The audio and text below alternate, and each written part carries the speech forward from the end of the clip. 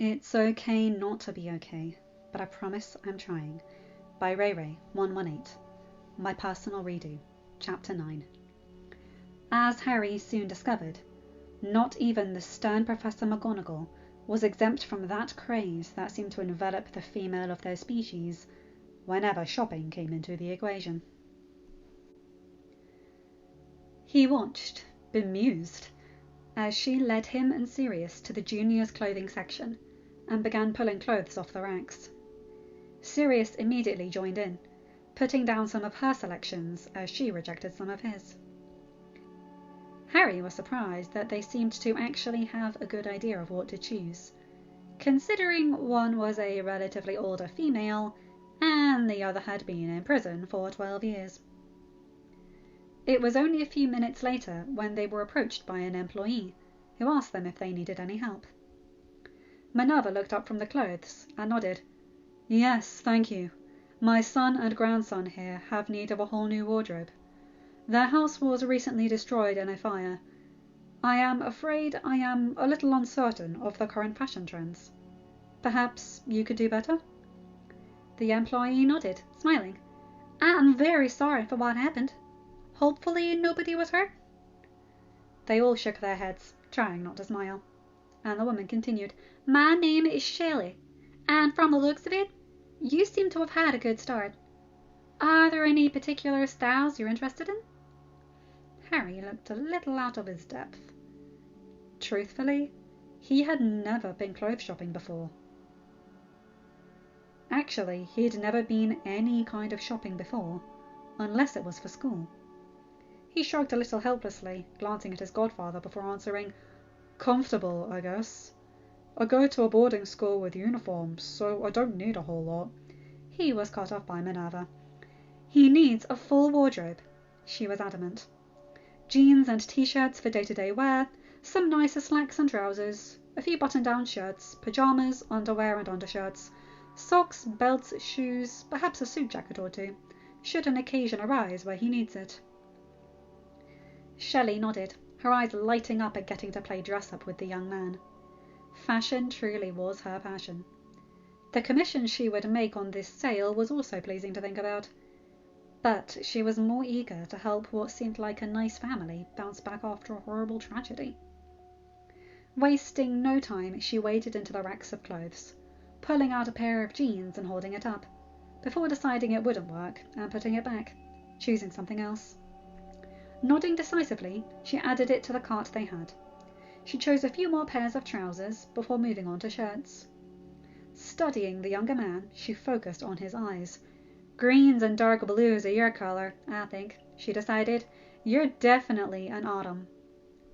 She paused by a maroon button-up shirt and added it to the pile. "Earthy tones," she muttered, before doubling the size of their clothing pile within 2 minutes. When there was no more room in the cart, she led them to the fitting room. "Now, I want you to try all those on, and come out here to show us," she informed Harry, in a no-nonsense voice that reminded him scarily of Minerva. Strange, considering she couldn't have been more than 10 years older than him, and therefore at least 40 years younger than the Transfiguration Professor. He nodded mutely and accepted the pile of clothing, locking the door behind him. The pile diminished quite rapidly, and they were left with about half of the clothes in the keep stack. Shelley was quite busy putting back the discarded clothes and bringing more to try on. She would run a critical eye over what he was trying on, and then making her choices known quite firmly. Minerva and Sirius, recognizing her experience, were quite happy to let her decide. They quickly had a stockpile of jeans and casual shirts, and moved on to dressier clothing next. Harry preferred the semi-casual button-up shirts to anything fancier, and Shelley seemed to agree with his choices, asking him what he thought of colours or styles. Harry thought he was doing quite well, considering it was his first time doing this. Shelley smiled at his next outfit, a dark green button-up over a grey t-shirt, with dark grey trousers. "Very nice," she approved. "This one's gonna be a lady killer. I know it." Sirius laughed at Harry's discomfort, but it was Minerva who made the mortification complete. "Oh, he's already taken, I think," she said with a decided smirk that made Harry think she had been taking lessons from the Marauders. Sirius's interest was piqued, and Minerva elaborated. You should have seen how close he and a certain Ginevra Weasley were at the end of term. Harry blushed right down to his toes, while Sirius just looked surprised. Arthur and Molly's girl? At Minerva's nod, he looked back at his godson, approving. Well then, let's keep this moving, shall we? You have a young lady to impress. He would definitely be bringing this up later, when they could speak freely. He made a mental note to have the talk soon. He doubted that whale of an uncle had done it. Harry was growing quite tired by the time they deemed him outfitted with enough clothing. At that point, they moved on to other necessities. Shelley looked over him critically, then doubled his mortification when she decided, boxers, loudly enough for everyone to hear. They added several packs of underwear and undershirts to the cart, and Shelley let Harry pick out a few belts that he liked, approving all of his choices, which made him happy. He was learning. Socks quickly followed into the cart, and then it was time for shoes. Here Sirius joined in, and it didn't take too long for them to each have several pairs of new shoes. Summer running, dress up, and Minerva even let Harry pick out a pair of Converse, though she herself didn't see that allure. But it made Harry happy, so she was more than willing to oblige. Finally, Harry was done. Grabbing a second cart, Shelley led them all to the men's clothing section, where they repeated the process for Sirius. He had a much better idea of what he wanted, and so it didn't take nearly as long for his wardrobe to be complete. Shortly after that, they were checking out. Harry gulped as the total was added up, but Minerva didn't comment as she handed over a square of plastic. Harry was confused as to why the Transfiguration Professor would even know what a credit card was, let alone have one. But he waited until they were outside, back in the same alley, and shrinking down all their bags, before he asked. Minerva smiled. It was your mother's idea, she admitted. Coming from two magical parents, I was unfamiliar of the many recent developments in the Muggle world. Your mother informed me of the use of credit cards, and how they didn't need to carry around bags of money in order to do some shopping. She helped me to set up an account with the Royal Bank of Scotland, so that I would have a way of living in the Muggle world, should it be needed. I have not used it often, but some things are easier, or better, to get in the Muggle world. Harry nodded, not trusting his voice to speak. He stiffened for only a moment, but relaxed quickly into the embrace she gave him. Your mother was an amazing woman, Harry, she told him kindly. She always saw the magic in the world, even the Muggle parts of it. She was a compassionate and kind soul, and I see so much of her in you. Sirius nodded his agreement, smiling. Harry truly had the best of his parents in him. When they had collected themselves a bit, Minerva led them towards the hardware store that she knew was nearby. Here she told Harry and Sirius to pick out the colours they wanted to paint their rooms. Sirius immediately decided on a light blue, but Harry dithered, unsure of what choice to make. His pleading eyes sought out Sirius, who looked over the various colour options. What's your favourite colour? He asked his godson. Harry thought about it. He was about to say he wasn't sure, when an image of a fiery young girl popped into his head. He imagined the way the light caught her red tresses, and he blushed. Sirius, of course, recognized that look. He had seen it every time he had caught James thinking about Lily. He shook his head, chuckling. What is it with Potters and redheads? He asked rhetorically. Harry looked up sharply. Sirius just laughed harder. I'm guessing you're thinking red, right? Harry nodded, embarrassed. Sirius grinned. Well, I think red might be a bit overpowering for the walls, but our next stop is to the department store. So how about we get some nice red sheets there, and choose something more neutral for the walls? He reached over to the section of colours, and picked out a light grey. It had a silvery sheen to it, with a warm undertone. "Does this work?" Harry looked at the colour his godfather had chosen, and immediately approved. He nodded, his face lighting up with a smile, and Sirius took their choices over to the counter.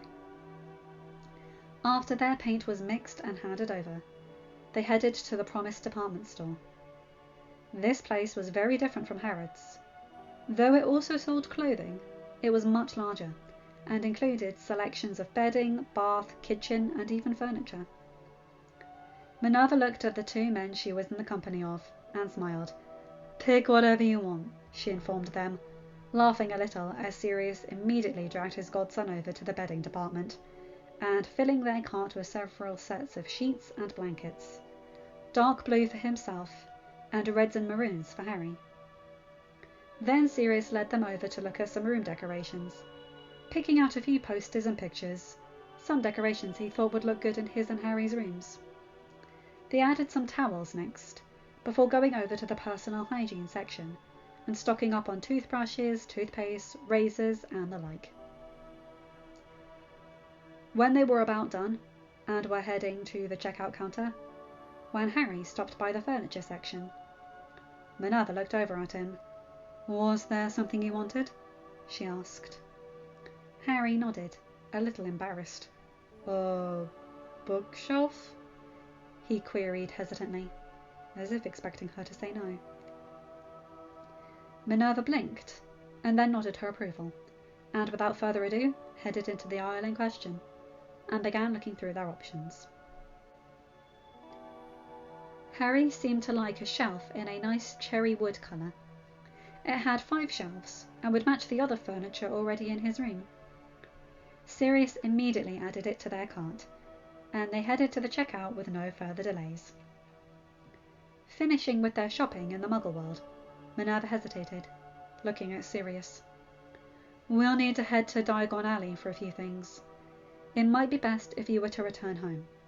Even with the glamours, it's not safe." Sirius looked about to protest, but instead glanced over at Harry. He had made a promise to his godson to always be there, and that meant not taking unnecessary risks. After all, he should set a good example for the boy, right? He just nodded and took all of their shrunken purchases. He hugged Harry tightly and smiled, stepping back. "Get me a few casual robes, will you? Maybe a Quidditch poster or two?" Harry and Minerva nodded, and with a pop, Sirius disappeared, and Minerva led her young charge down to the street, towards the entrance to the Wizarding shopping district. The Leaky Cauldron was thankfully mostly empty, it being too late for lunch and too early for dinner. Tom simply nodded to the Hogwarts professor as they made their way to the back alley and entrance to the alley. Minerva led Harry immediately to Madame Malkin's, insisting that he needed some casual and formal robes to add to his new wardrobe. Harry just sighed and nodded, hoping they would be finished soon enough. Madame Malkin was eager to help the boy who lived, chatting with her former professor all the while, as she pinned and fitted several robes of varying colours, dark blues, blacks, greys and greens. Most were casual, but Minerva insisted on a few formal robes as well. Harry was, after all, the heir to an ancient and noble house, and he needed to be able to look the part when the situation called for it. Soon enough they were done, and Minerva made plans to come back in a couple of hours to retrieve the clothing. She also placed an order for some robes for Sirius, giving the madam his sizes and several pre-approved colours. Their next stop was to Quality Quidditch Supplies, where Harry enthusiastically jumped into the various wares. Minerva just chuckled and sat back to watch as he picked out a few posters of various Seeker moves and teams. He wasn't sure what Sirius would like, but he figured he couldn't go wrong with a couple of popular teams. So he added the English, Irish and Bulgarian national teams to the pile. He hesitated when he saw a practice snitch, a ball used to train Seekers. It could be set to fly within a specific distance, and come back with a command. He picked it up and looked at it wistfully, but decided that it would be too expensive, and he couldn't let Aunt Minerva spend that much on him. He was surprised when, after setting it back on the shelf, it was picked up again immediately by Minerva, who handed it back to him with a soft smile. "I said anything you want," she chastised him. Harry looked rebellious, so Minerva adopted her take-no-nonsense professor look. "Harry, I don't have any grandchildren of my own to spoil, so you'll just have to get used to this." Her expression softened, and Harry sagged, defeated. He continued to look around the store, choosing a snitch-shaped pillow and a broomstick wall decor that could be activated once attached to the wall to fly around. He glanced through the team robes and shirts, and made a mental note to come back before the end of the summer to pick up something Cannons related for Ron for Christmas. He looked back at his guardian. "I'm done," he informed her. Minerva smiled and led him to the counter, where she paid for everything, before they headed for their next stop. Minerva knew that such a fine bookshelf as she had just bought for her charge needed to be filled, and the fact that he had asked for one told her that he would put those books to good use.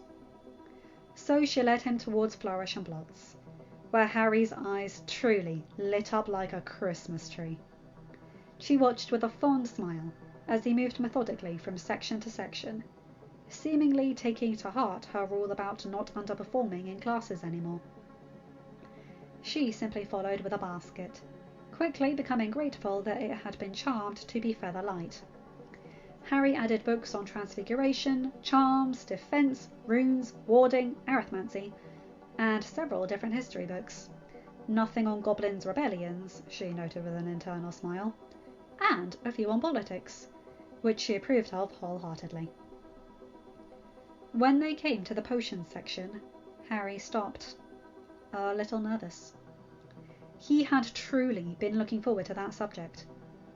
Until the first class. He knew Snape would never be able to treat him fairly, but he wanted to do well in the subject, even if the professor was biased. He glanced over at Minerva, who simply picked out a few guides with a knowing look. She had been hearing complaints about the potions master for years, and as much as she wanted to take the overgrown bat to task, it was up to Dumbledore to rein in his professor. Harry looked at the titles, and knew immediately that they would be able to help him learn what he should have learnt from first year. He would give his broomstick that A Beginner's Guide to Potions, A Complete Guide to Potions, a textbook of tables. A Complete Guide to Potions, a textbook of tables, potions ingredients, why they react the way they do, and, best of all, the book he was certain had to be written by a Muggle-born, or someone with knowledge of the Muggle world, Potions Making for Dummies, would help him more than any class with Snape ever would. Minerva also added the 4th year textbook to the pile. They would return later in the summer to get his school supplies, but she knew this was a subject he would need a lot of help on, so it wouldn't hurt to get the book early. The employee at the counter raised his eyebrows at the quantity of books, but checked them out without a questioning word, thanking them for their business as he handed over the bag filled with books. This too was charmed to be almost weightless, a true blessing considering the library they had just purchased. By this time Harry was truly done in, so Minerva led him back to Madame Malkin's to pick up their road purchases, before heading back to the Cauldron, where they would take the Floo back to McGonagall Castle. It was time for dinner, and they still needed to set up all they had purchased. End of chapter. Hi guys, hope you enjoyed that one. I love that chapter. I always love it when the characters I love are spoiled, and Harry's earned every bit of that. I love it. And the fact that they're both willing to spoil him, that boy is going from rags to riches, and I love it. Anyway, you guys know the drill. Like, comment and subscribe, and hit that bell to get notified whenever I upload a new video. Have a good day, night, or whatever time zone you're in. Bye my guys, gals and non-binary pals. I'll see you in another video. Take care.